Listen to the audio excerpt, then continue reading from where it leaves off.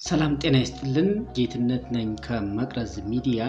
በዛሬው ዝግጅታችን እንግዲህ የህብረት ስራ ማህበራት ከየትኛው የግብር አይነት ነው ነፃ የተደረጉት ወይስ ደግሞ ከግብር ነፃ ናቸው ሲባል አጠቃላይ የግብር ስርዓቱ ህብረት ስራ ማህበራትን አይመለከታቸውም አይነካቸውም ማለት ነው የሚለውን ጉዳይ በደንብ እናብራራዋለን። ለዚህ ጥያቄ መልስ የሚሆን ዝግጅት ይዘንላችሁ መጥተናል ማለት ነው። እስከ ዝግጅቱ ፍጻሜ ድረስ አብራችሁን እንድትሆኑ እየጠየቅን በቀጥታ ወደ ፕሮግራሙ እናልፋለን። እንግዲህ ብዙ ጊዜ የህብረት ስራ ማህበራት ከግብር ነፃ ናቸው፣ በተለይም ከገቢ ግብር ነፃ ናቸው የሚባል ንግግር አለና ይሄ ደግሞ አንዳንድ ሰዎች ላይ ኮንፊውዥን ወይም ደግሞ ጥርት ያለ ግንዛቤ እንዳይኖረን ያደረገበት አግባብ አለ። ይህ ሲባል እንግዲህ ህብረት ስራ ማህበራት ግብር የሚባል ነገር ታክስ የሚባል ነገር አይመለከታቸውም፣ 100% ነፃ ናቸው ማለት ነው ወይስ ደግሞ የተወሰኑ የግብር አይነቶችን ይከፍላሉ፣ የተወሰኑትን ደግሞ ያው ከግብር ነፃ ሆነው የማበረታቻ እድል አግኝተዋል የሚለውን ነገር ነው ዛሬ በደንብ የምንመለከተው። እዚሁ እግረ መንገዳችንን ስለ ታክስም መሰረታዊ ነገሮችን ማየት አለብን። በማክሮ ኢኮኖሚ ውስጥ የታክስ መሰረት ምንድን ነው የሚለውንና ስለ ታክስ አይነቶችም የተወሰነ መነሻ የሚሆን ነገር አቀርብላችኋለሁ ማለት ነው። አሁን ወደ መሰረታዊው የታክስ ጽንሰ ሐሳብ እንገባለን። የታክስ ወይም የግብር ማክሮ ኢኮኖሚያዊ መሰረቶቹ ምንድናቸው የሚለውን ስንመለከት እንግዲህ መንግስታት ግብርን የሚሰበስቡት የማህበራዊና ኢኮኖሚያዊ ልማትን ለማፋጠን እንዲሁም የማክሮ ኢኮኖሚን ሚዛን ለማስጠበቅ እንደ ዋነኛ የፋይናንስ መሳሪያ አድርገው ስለሚጠቀሙበት ነው ማለት ነው። የታክስ መሰረቱ ይሄ ነውና ከዚሁ ጋር ተያይዞ እንግዲህ የታክስ ወይም የግብር ሶስት ዋና ዋና ዓላማዎች አሉት። እነዚህ ሶስት ዋና ዋና ዓላማዎች ከዚህ ቀጥለን እናያቸዋለን። የመጀመሪያው የመሰረተ ልማት ወጪዎችን ለመሸፈን ነው የመጀመሪያው ዓላማ። ሁለተኛው የማህበረሰብ አቀፍ ወይም ፐብሊክ ሰርቪስ የምንላቸውን አገልግሎቶች ለማቅረብ ነው። ሶስተኛ የሀብት ክፍፍልን ፍትሃዊ ለማድረግ የሚሉ ሶስት ዋና ዋና ዓላማዎች አሉት አጠቃላይ ታክስ ወይም ግብር የሚባለው ስርዓት ማለት ነው። እነዚህን ሶስቱን ዓላማዎች እስኪ ዘርዘር አድርገን እንመለከታቸው። የመጀመሪያው እንግዲህ የመሰረተ ልማት ወጪዎችን ለመሸፈን ስንል ምን ማለታችን ነው?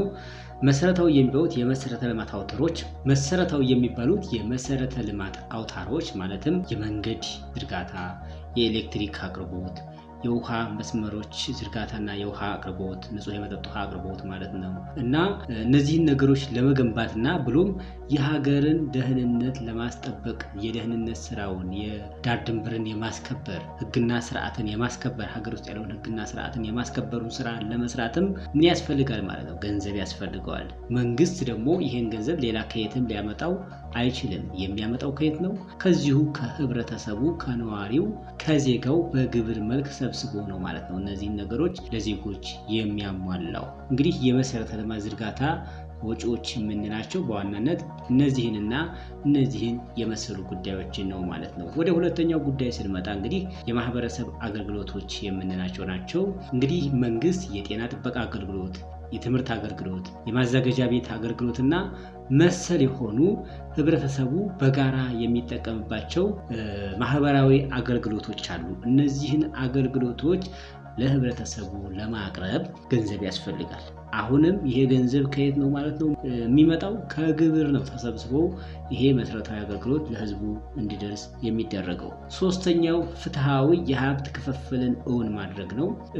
የግብር ስርዓት ከፍተኛና ዝቅተኛ ገቢ ባላቸው ዜጎች መካከል ያለውን የኑሮ ልዩነት ለማጥበብና የማህበራዊ መረጋጋትን ለመፍጠር ተራማጅ የሆነ የግብር ስርዓትን ተግባራዊ ማድረግ ያስፈልጋል ማለት ነው እና እነዚህ ሶስት መሰረታዊ ዓላማዎችን አንግቦ ነው አንድ ስርዓት ወይም አንድ መንግስት ግብር ከዜጎቹ የሚሰበስበው ማለት ነው። ስለ ግብር መሰረታዊ ነገሮች ይህን ያህል ካወራን ስለ ህብረት ስራ ማህበራት ህጋዊና ተቋማዊ መዋቅር እንዲሁም የህብረት ስራ ማህበራት ከግብር ስርዓቱ ጋር ስላላቸው ቁርኝትና ትስስር ደግሞ በተወሰነ ደረጃ እንመልከተው ማለት ነው። ከዚህ ቀጥለን የህብረት ስራ ማህበራት እንግዲህ በተፈጥሯቸው አራተኛው የቢዝነስ ሞዴል ወይም የንግድ ሞዴል ሆነው በነፃ ገበያው ስርዓት ውስጥ አክተር ናቸው። ህብረት ስራ ማህበራት አራተኛ ሲባል እንግዲህ በንግድ ስርዓቱ ወይም ደግሞ በግብይት ስርዓቱ ውስጥ ከሚሳተፉት ተዋናዮች መካከል ያው የመጀመሪያው የግለሰብ ነጋዴዎች አሉ። በመቀጠል የሽርክና ማህበራት አሉ።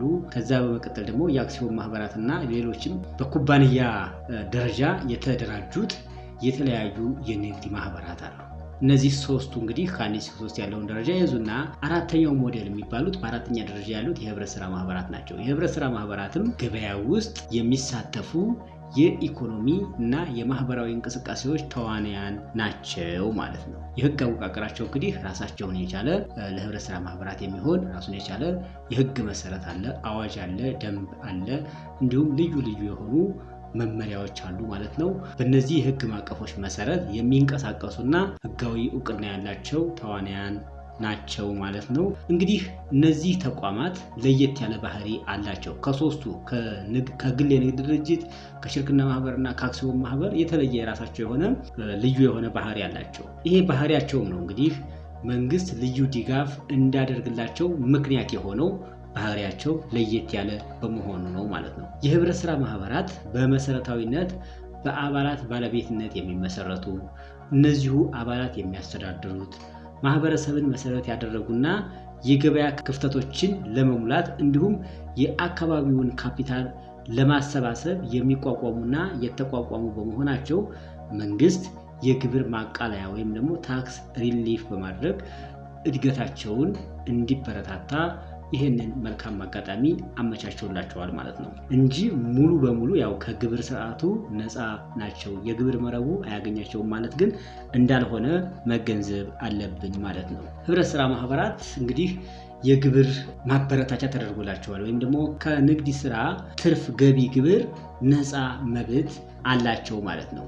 ይህም በህብረት ስራ ማህበራት ማደራጃው አዋጅ ቁጥር 985/2009 እና እንዲሁም በሀገሪቱ የገቢ ግብር አዋጅ መሰረት የህብረት ስራ ማህበራት ከመሰረታዊ የህብረት ስራ ማህበራት እስከ ዩኒየን እና ፌዴሬሽን ደረጃ የተደራጁት የህብረት ስራ ማህበራት ከሚያከናውኑት መደበኛ የሆነ የስራ እንቅስቃሴ በሚያገኙት የንግድ ስራ ገቢ ላይ ከገቢ ግብር ነፃ የመሆን መብት ተሰጥቷቸዋል። የገቢ ግብር አይከፍሉም ማለት ነው። እንደ ድርጅት፣ እንደ ኢንቲቲ፣ እንደ ተቋም ሰርተው ከሚያገኙት ገቢ ላይ የገቢ ግብር አይከፍሉም። ሌሎች የግብር አይነቶች ግን የመክፈል ግዴታ አለባቸው። በሌሎች የግብር አይነቶች ግን በቀጥታ የሚሳተፉበት አግባብ እንዳለ መገንዘብ ያስፈልጋል ማለት ነው። ይህ ማበረታቻም ህብረት ስራ ማህበራቱ ያገኙትን የተጣራ ትርፋቸውን መልሰው ካፒታላቸውን ለማጠናከሪያና ለማህበረሰብ ልማት እንዲያውሉት የተሰጠ መዋቅራዊ የሆነ የድጋፍ ስትራቴጂ እንጂ ማህበራቱ ሙሉ በሙሉ ከማንኛውም የግብር ስርዓት ነፃ እንዲሆኑ ተደርጎ የተቀየሰ መንገድ ወይም አቅጣጫ እንዳልሆነ መገንዘብ ያስፈልገናል ማለት ነው። እንግዲህ ከገቢ ግብር ነፃ ናቸው ብለናል። ነገር ግን ከንግድ ስራ ገቢ ግብር ውጭ ሆኑ የተለያዩ ቀጥተኛና ቀጥተኛ ያልሆኑ የግብር አይነቶችን የመክፈል ግዴታ አለባቸው እነዚህ ተቋማት ማለት ነው። ህብረት ስራ ማህበራት የሚከፍሏቸው ቀጥተኛ የሆኑ የግብር አይነቶች የትኞቹ ናቸው? ቀጥተኛ ያልሆኑትስ የትኞቹ ናቸው? የሚለውን ደግሞ ከዚህ ቀጥለን የምንመለከት ይሆናል። እንግዲህ የህብረት ስራ ማህበራቱ የንግድ ስራ ገቢ ከግብር ነፃ ቢሆንም በግልጽ የተቀመጡና ድርድር የማያስፈልጋቸው ቀጥተኛ የግብር ግዴታዎች እንዳለባቸው ቀደም ብዬ ገለጽላችኋለሁ ማለት ነው። ከነዚህ ውስጥ እንግዲህ 1-3 የሚሆኑ ቀጥተኛ የግብር አይነቶች አሉ ህብረት ስራ ማህበራትን በቀጥታ የሚመለከቱ ማለት ነው። የመጀመሪያው የትርፍ ድርሻ ግብር ነው ወይም ዲቪደንድ ታክስ የምንለው ማለት ነው። የትርፍ ድርሻ ግብር ስንል እንግዲህ አንድ ህብረት ስራ ማህበር በአንድ የበጀት ዓመት ውስጥ ወጥቶ ወርዶ ተንቀሳቅሶ የሚያተርፈው ትርፍ አለ። ያንን ትርፍ ካተረፈ በኋላ እንግዲህ 30% መጠባበቂያ ይቀመጣል። ቀሪው 70% ደግሞ እንዳስፈላጊነቱ በመተዳደሪያ ደንባቸው ውሳኔ መሰረት ይከፋፈላል፣ ይሸነሸናል። ለመጠባበቂያ የሚቀመጥ ይኖራል። ለአንዳንድ ነገሮች ለማህበራዊ አገልግሎት ተብሎ ለተወሰኑ ነገሮች የሚሸነሸንበት አግባብ አለ። ያ ተሸንሽኖ ከተከፋፈለ በኋላ የተወሰነ ፐርሰንቱ ለአባላት የትርፍ ክፍፍል ይከፋፈላል ማለት ነው። እዚህ ላይ እንግዲህ የትርፍ ድርሻ ግብር ወይም ደግሞ ዲቪደንድ ታክስ የምንለው ነገር ይመጣል። እንግዲህ አንድ የህብረት ስራ ማህበር በበጀት ዓመቱ ስራ ሰርቶ ካተረፈው ትርፍ ላይ ለአባላት ከሚያከፋፍለው ገንዘብ ላይ ምን ያደርጋል? ከእያንዳንዱ አባል ድርሻ ላይ ግብር ተቀንሶ ለገቢ መስሪያ ቤቱ ገቢ ይሆናል ማለት ነው። ይህንንም ህብረት ስራ ማህበሩ በራሱ በጥንቃቄ ከእያንዳንዱ አባል ድርሻ ላይ 15% ግብር በመቀነስ ለግብር ሰብሳቢ መስሪያ ቤቱ የመክፈል ግዴታ አለበት። ይህንንም በጥንቃቄ ይፈጽማል ማለት ነው። ይህንን አለመፈጸም ተጠያቂነት ጭምር ሁሉ እንዳለው መገንዘብ ያስፈልጋል።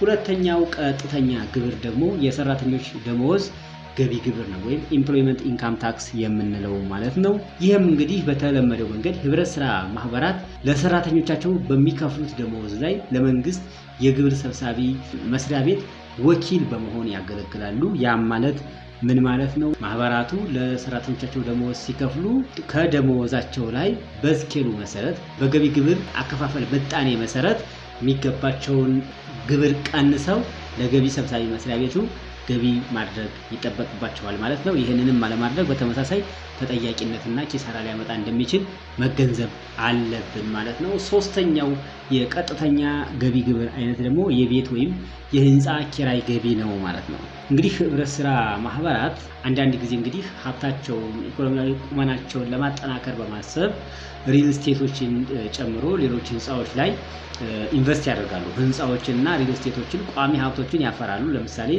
የንግድ ህንፃዎችን፣ ሱቆችን ወይም የመጋዘን ቦታዎችን ገንብተው ለሶስተኛ ወገን የማከራየት ተግባር ሊፈጽሙ ይችላሉ። ከዚህ ከኪራይ የሚገኘው ገቢ እንደ ህብረት ስራ ማህበሩ ዋነኛ የስራ ገቢ ተደርጎ አይታሰብም ማለት ነው። እንደ ማጠናከሪያ እንደ ሳይድ ገቢ ተደርጎ የሚታሰበው ማለት ነው። ስለዚህ ከህንፃ ወይም ከሱቅ ኪራይ የሚገኘው ማንኛውም የተጣራ ገቢ ላይ የቤት ኪራይ ገቢ ግብር ማስከፈያ ተመንን መሰረት ባደረገ መልኩ ግብር የሚከፈልበት ይሆናል ማለት ነው። ይህንንም እንግዲህ በጥንቃቄ ከኪራይ የሚያገኙትን ገቢ በጥንቃቄ ከመዘገቡ በኋላ ለመንግስት የሚገባውን ግብር በህጉ መሰረት አሁንም ሰርተው ግብሩን መክፈል ይጠበቅባቸዋል ማለት ነው። ሌላው ደግሞ ቀጥተኛ ያልሆነ ግብር ወይም ኢንዳይሬክት ታክስ የምንላቸውንና ህብረት ስራ ማህበራት እንግዲህ የወኪልነት ግዴታም ስላለባቸው መንግስትን ወክለው አንዳንድ ሂሳቦችን የግብር ጋር የተነካኩ ሂሳቦችን የመሰብሰብ ግዴታም ስላለባቸው እስኪ ስለነዚህ ስለ ሁለቱ ጽንሰ ሀሳቦች ደግሞ የተወሰኑ ነጥቦችን አንስተን እንወያይ ማለት ነው። የህብረት ስራ ማህበራት ላይ በተደጋጋሚ የሚፈጠር ትልቁ ስህተት ምንድነው? ቀጥተኛ ያልሆኑ የታክስ ህግጋትን ካለመረዳት የሚመጡ አንዳንድ ችግሮች ያጋጥማሉ ማለት ነው።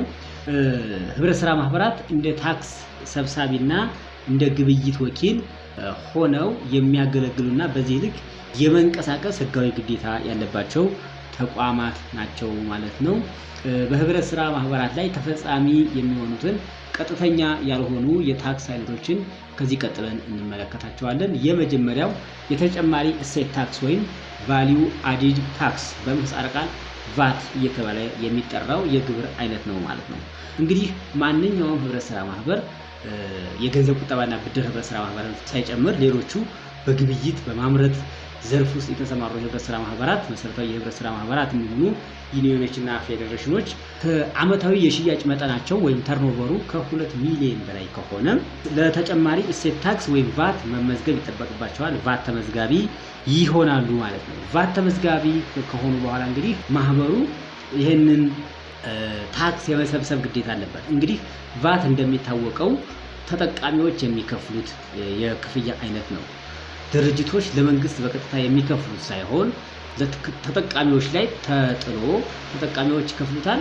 እነዚህ የቫት ተመዝጋቢ የምንላቸው የመንግስት ወኪሎች ደግሞ ገንዘቡን ሰብስበው ከተጠቃሚው ወይ ከኮንሱመር ከምንለው ሰብስበው ከሸማቹ ገንዘቡን ሰብስበው መልሰው ወስደው ለመንግስት የሚያስረክቡበት አሰራር ነው ያለውና ህብረት ስራ ማህበራትም ያንን ሚና ይጫወታሉ ማለት ነው። ቫት እንግዲህ ፐርሰንቱ 15% ነው።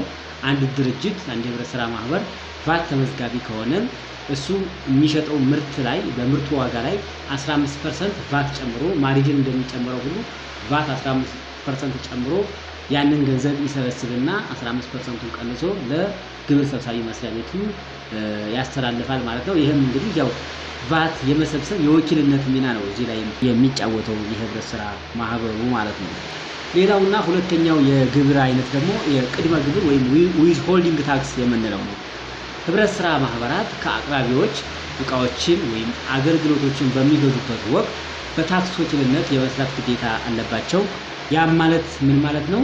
ማህበራቱ ከማንኛውም ግብይት ላይ 3% ለአቅራቢው ሊከፈል ከሚገባው ጠቅላላ ክፍያ ላይ ይሄንን ቀንሰው ይዘው በቀጥታ ከአቅራቢው ላይ የሚከፍቱትን ገንዘብ ቀንሰው 3% ቀንሰው ምን ያደርጋሉ ማለት ነው?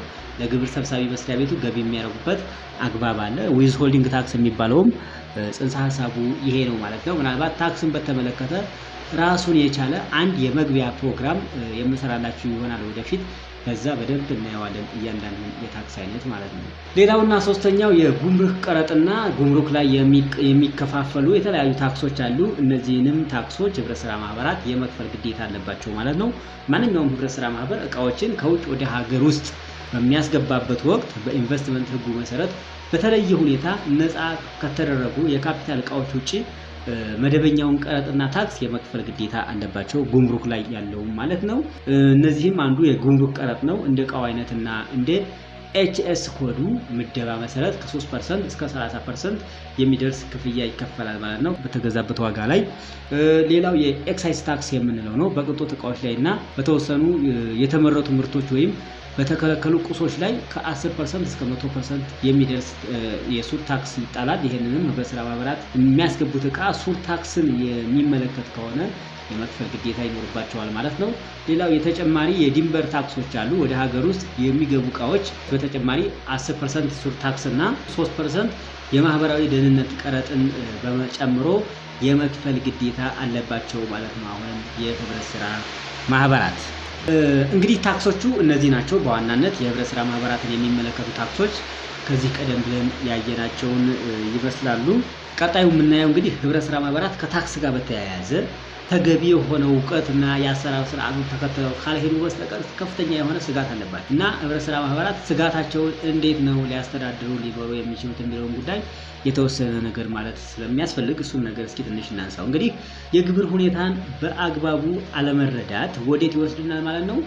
ያልተቀነሱ ያልተከፈሉ እዳዎች የታክስ እዳዎች እንዲኖሩብን ያደርጋሉ። በትክክል ካልተረዳነውና ካላወቅነው እዳችን በአግባቡ አንከፍለውም። ያ ምን ያመጣብናል ማለት ነው? ያልተቀናነሱ ውዝፍ እዳዎች እንዲኖሩብን ያደርጋል። እነዚህ እዳዎች ደግሞ በየጊዜው እየተደራረቡና አንዱ በአንዱ ላይ እየጨመሩ የሚመጡ ከሆነ ቅጣቶችንም ወለዶችንም ያመጣሉ። ቅጣትና ወለድ ይጨመርበታል። ይሄ ቅጣቱም ወለዱም ዋናውም እየተጨማመረ በጣም እያደገ በሄደ ቁጥር ተቋሙን ሙሉ በሙሉ እስከ ማፍረስ ወይም እስከ መክሰር የሚያደርስ ችግር ሊያስከትሉ እንደሚችሉ መገንዘብ ያስፈልጋል። ስለዚህ ከታክስ ጋር እንግዲህ በጣም ጥንቃቄ ማድረግ ይጠበቅባቸዋል የህብረት ስራ ማህበራት ማለት ነው። እንግዲህ ትልቁ ክፍተት ታክስ አካባቢ ያው የእውቀት ክፍተት አለ። ህብረት ስራ ማህበራት አካባቢ የሚታየው ትልቁ ስጋት ከታክስ ጋር ተያይዞ የሚገናኘው ትልቁ ስጋት የእውቀት ክፍተት ነው። የአስተዳደር አካላት ከንግድ ስራ ገቢ ግብር ነፃ መሆን ማለት ከየትኛውም አይነት የግብር ሙሉ በሙሉ ነፃ መሆን አድርገው በስህተት የመረዳት ነገር ያጋጥማል ማለት ነው። ይሄ ደግሞ የግብር ማስታወቂያዎችን በወቅቱ እንዳናሳውቅ፣ የቫት ሽያጭ በወቅቱ እንዳንመዘግብ፣ የደመወዝና የቅድመ ግብር ወይም ዊዝ ሆልዲንግ ታክሶችን በአግባቡ ቀንሰን ገቢ አለማድረግን ያስከትላሉ ማለት ነው። እነዚህ ከፍተኛ የገንዘብ ቅጣትና ወለድ ያስከትላሉ። ከዛም እልፍ ሲል በማህበሩ አመራሮች ላይ የወንጀል ተጠያቂነት ጭምር ሊያስከትሉ እንደሚችሉ መገንዘብ ያስፈልጋል ማለት ነው። እዚህ ላይ ሳይታወቁ የተከማቹ እዳዎች በድንገተኛ ኦዲት ሊደረስባቸው ይችላል። በድንገተኛ ኦዲት በሚደረስባቸው ጊዜ የሚጠየቀው የኋላ ታክስ መጠን የማህበሩን አጠቃላይ ካፒታል ራሱ በእጅጉ የሚበልጥበት አግባብ ሊኖር ይችላል። ይህም እንግዲህ ማህበሩ በቀጥታ ወደ ከባድ ኪሳራና ሙሉ በሙሉ ወደ መፍረስ ወይም ወደ ሊኩዴሽን ያመራል ማለት ነው እና ይህም ጉዳይ ቀድመን መገንዘብ ማወቅና በትክክል በህግና በስርዓቱ መሰረት ጉዳዩን ማከናወን ይጠበቅብናል ማለት ነው። እንግዲህ ለህብረት ስራ ማህበራት አመራሮች፣ አስተዳዳሪዎች የምንሰጣቸው የማጠቃለያ ምክር ምንድን ነው የሚሆነው? ማንኛውም የህብረት ስራ ማህበር አመራር የማህበሩን ሽያጭ በጥንቃቄ መከታተል ይጠበቅባቸዋል። የድርጅቱ ጠቅላላ ዓመታዊ ሽያጭ በየጊዜው መገምገም ይጠበቅባቸዋል ማለት ነው።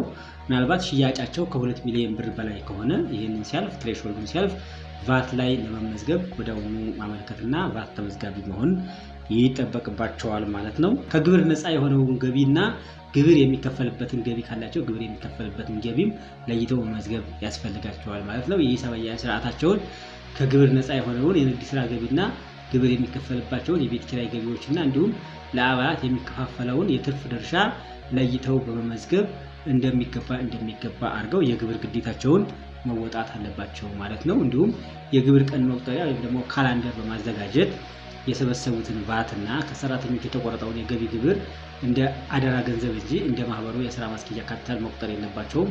ወዲያው ለሚመለከተው አካል ወስደው ገንዘቡን ማስገባት አለባቸው ማለት ነው። ወዲያው ማስገባታቸው ደግሞ ከቅጣትና ከወለድ ለመዳንና በየወቅቱ ገቢ ማድረግ መቻል አለባቸው ማለት ነው። ከቅጣትና ከወለድም ነፃ እንዲሆኑ ጥሩ ስምም እንዲኖራቸው ከገቢ ሰብሳቢ መስሪያ ቤቱም ጋር ጠንካራ ወይም ደግሞ ጥሩ የሚባል ሪሌሽንሺፕ እንዲኖራቸው ያደርጋቸዋል ይሄን ማድረጉ ማለት ነው። እንግዲህ ክቡራንና ክቡራት ቤተሰቦቼ ለዛሬ ይዤላችሁ የመጣው ዝግጅት ይሄን ይመስል ነበር። ሀሳብ፣ አስተያየት፣ ጥያቄ ካላችሁ እንግዲህ ዲስከስ ማድረግ እንችላለን። ኮሜንት መስጫ ሳጥኑ ላይ ትጽፋላችሁ። በቀጣይ እንደ አስፈላጊነቱ እኛም ምላሽ እንሰጥበታለን ማለት ነው። ልዩ ልዩ ፕሮግራሞችን መስራት የምንችልበትን ሁኔታ ማመቻቸት እንችላለን። ጥያቄዎቻችሁ፣ ሀሳቦቻችሁ ያንን የሚጋብዙና የሚያስተናግዱ ከሆነ ከዚያ ውጭ ግን አብራችሁን ስለነበራችሁ እጅግ በጣም እናመሰግናለን። አዲስ የሆናችሁ ተመልካቾች ካላችሁ ሰብስክራይብ አድርጋችሁ የዚህ ቻናል ቤተሰብ ሁኑ። ይህ ዝግጅት ከተመቻችሁ ደግሞ ላይክ አድርጉትና ለብዙዎች ተደራሽ ይሁን። እንዲሁም ደግሞ ሼርም በማድረግ ለጓደኞቻችሁ አድርሱት። ከዚያ ውጭ ግን በቀጣይ በሌላ ዝግጅት እስከምንገናኝ ድረስ ሁላችሁም በያላችሁበት ቸር ሰንብቱ። በጣም እናመሰግናለን። መልካም ጊዜ ይሆንላችሁ።